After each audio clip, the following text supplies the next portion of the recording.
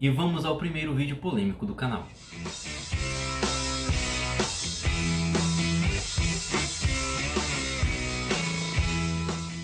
Fala galera, eu sou o Felipe, esse é o segundo vídeo do canal. Se você perdeu o primeiro vídeo, procura aqui nos cards, é sobre o Brasil de 2006, sobre a Copa do Mundo de 2006. E hoje o vídeo será sobre os 20 maiores jogadores de todos os tempos.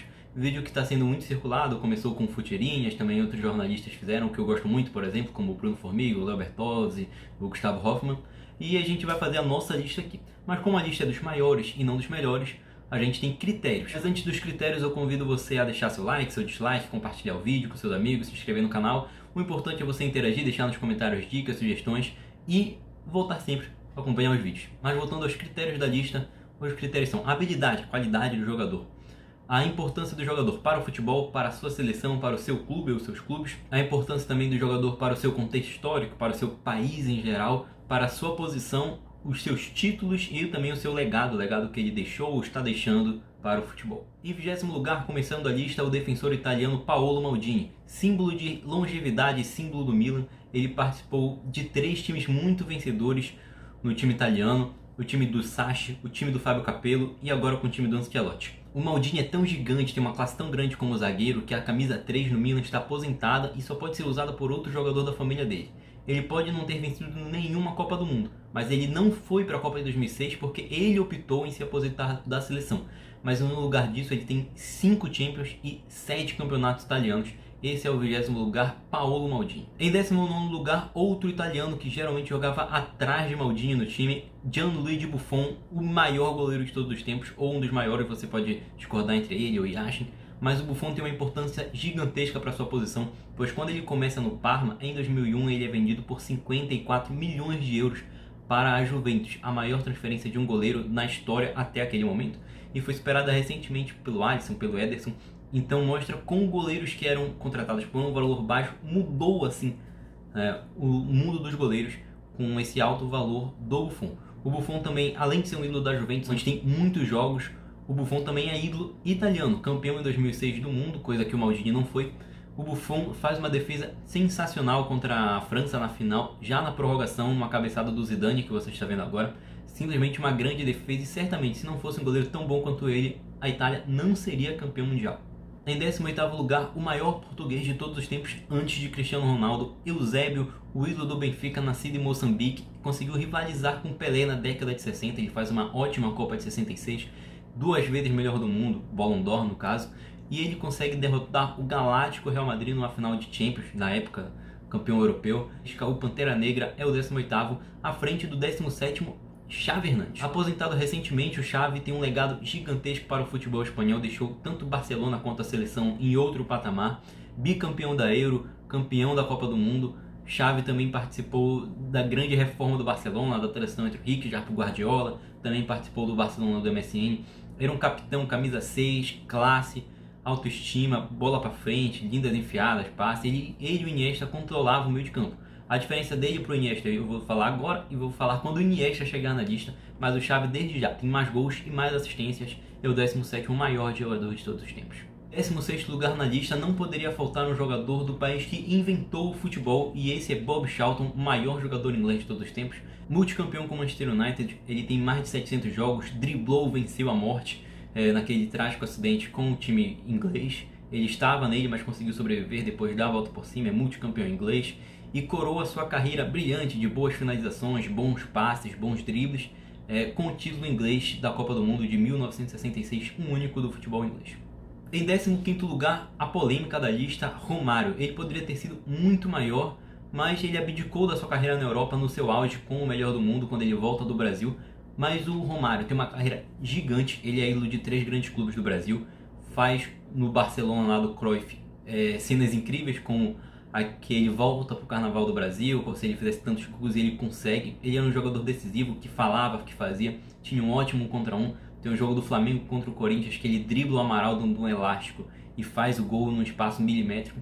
É o grande responsável da Copa do Mundo de 94, ele que participou muito pouco da preparação das eliminatórias, consegue classificar o Brasil contra o Uruguai e é campeão mundial em 94, botando a bola no pé dele. Romário, que sim poderia ter sido muito maior, mas é difícil comparar ele, que jogou o Carioca, jogou contra o Bangu, o Boa Vista, contra jogadores que tiveram realmente seu auge no futebol europeu, como o 14º colocado Andrés Iniesta. Tudo que a gente falou do Xavi serve também para o Iniesta, um jogador excelente, maestro, regiu o meio de campo do Barcelona, a dupla, né? Regeu o meio de campo espanhol, bicampeão da Euro, campeão mundial. Só que o destino, alguma coisa quis que o Iniesta fosse mais decisivo que o Xavi, apesar de ter menos gols e menos assistências. Como no primeiro ano do Guardiola, quando ele ganha tudo, o Iniesta é ele quem faz o gol que tira o Barcelona daquele sufoco contra o Chelsea na semifinal, põe o Barcelona na final de Roma contra o Manchester United. É ele que faz aquele gol no último lance contra o Chelsea naquela partida que é no mínimo polêmica. E é ele também quem faz o gol do título espanhol na Copa de 2010, na prorrogação.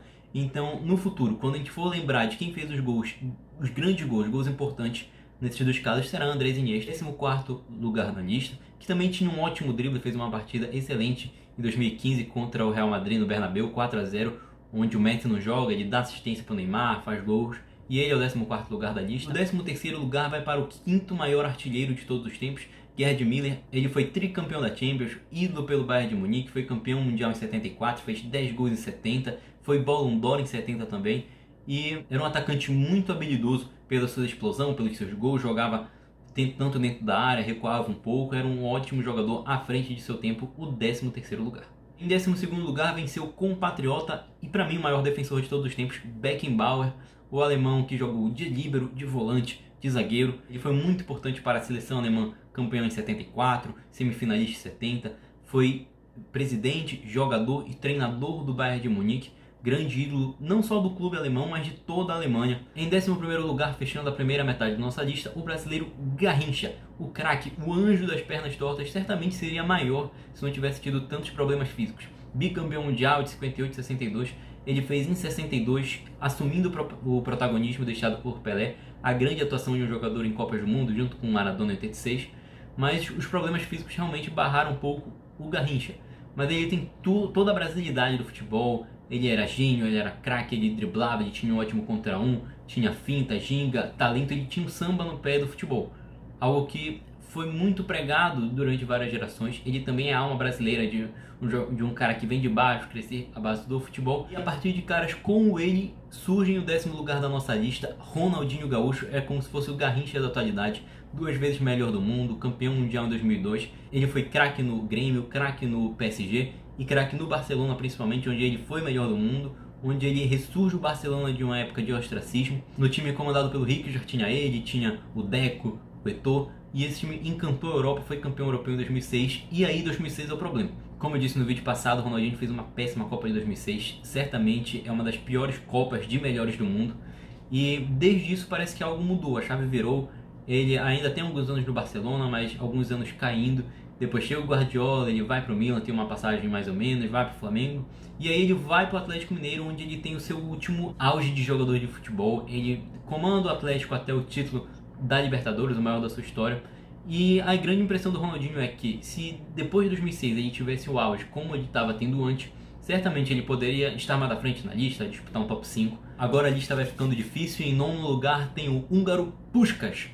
Muito artilheiro, 629 jogos na carreira com 621 gols. Ele foi campeão olímpico com a Hungria, também tem uma história riquíssima. Ele também joga pela Espanha, tem problemas com o governo que faz ele se afastar do futebol. Depois ele volta ali na década de 50, 60, joga pelo Real Madrid Galáctico, fez muitos gols, tinha muitos dribles e além de ter muitos gols, ele fazia muitos gols bonitos.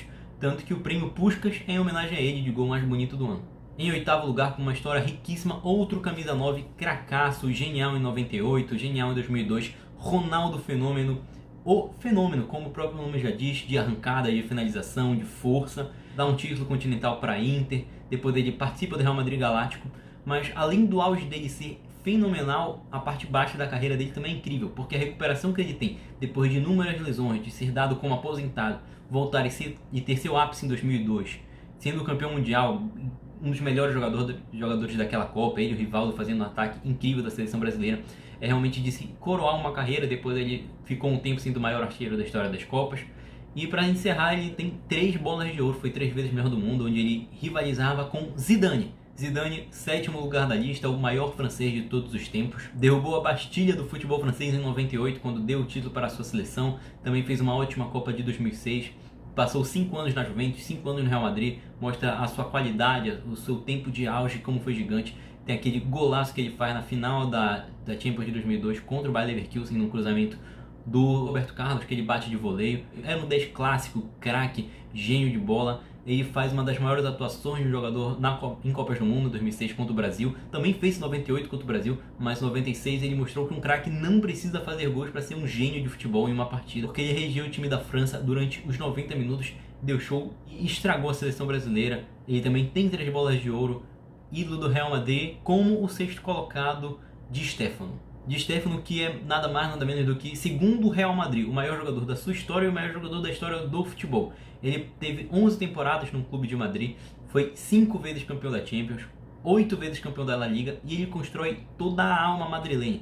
Ele tem o legado do Real Madrid ser o time dele praticamente. Porque imagina, você passar 11 anos no clube, ganhar 8 títulos nacionais, 5 títulos europeus.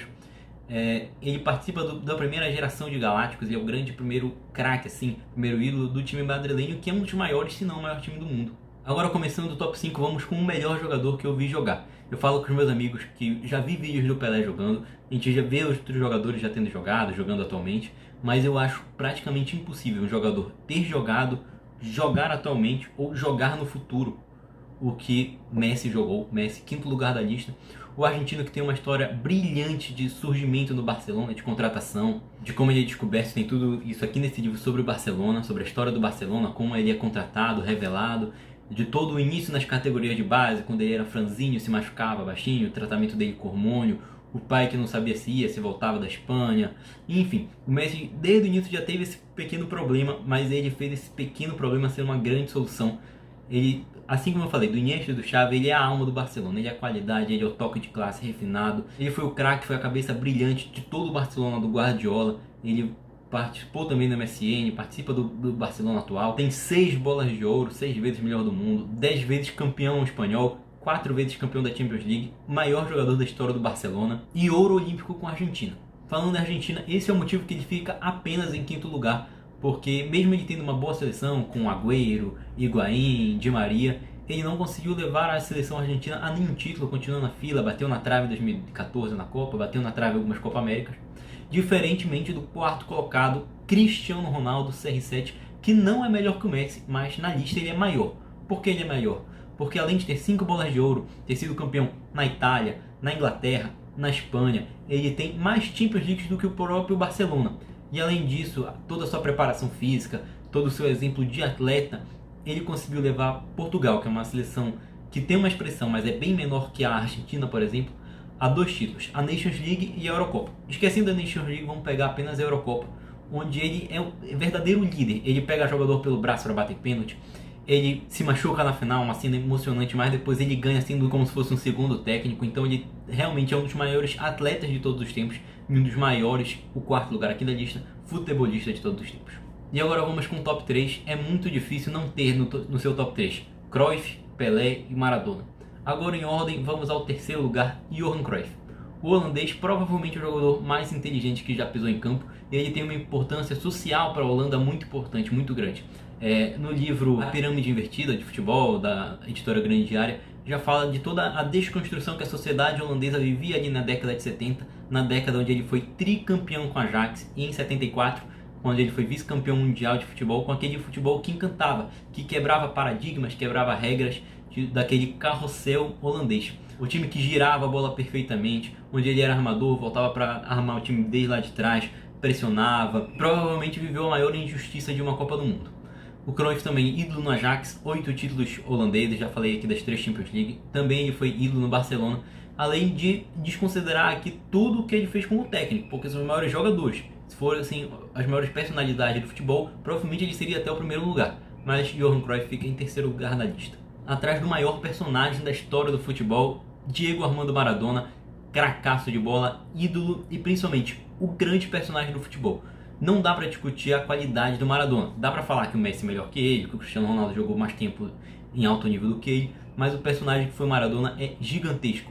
Primeiro, por representar a alma argentina. Na Copa de 86 ele faz, junto com o Garrincha em 62, a maior atuação de um jogador na Copa do Mundo, em especial na partida contra a Inglaterra.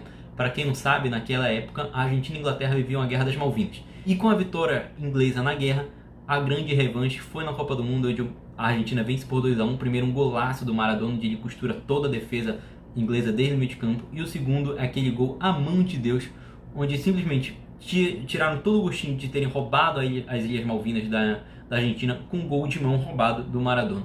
O Maradona também é um grande personagem por ser carismático, por ser um jogador real, que tem muitos acertos, que tem um ótimo jogador em campo, é um grande personagem, mas também por errar bastante, por ser humano, por chorar, por se envolver em besteiras, né? Não que isso mereça ser aplaudido, mas toda a vivência dele, o problema com drogas e tudo, mostra o quão personagem real ele foi.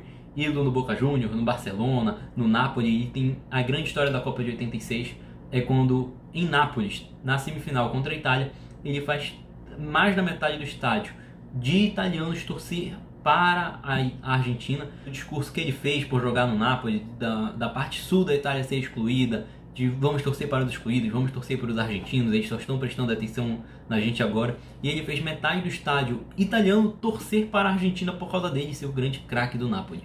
Mas o primeiro lugar não poderia ser diferente, não poderia ser de Edson Arantes do Nascimento, o Pelé, 2 vezes campeão mundial com o Santos de clube, 3 vezes campeão mundial com a seleção brasileira. Ele era um jogador muito, mas muito à frente do seu tempo.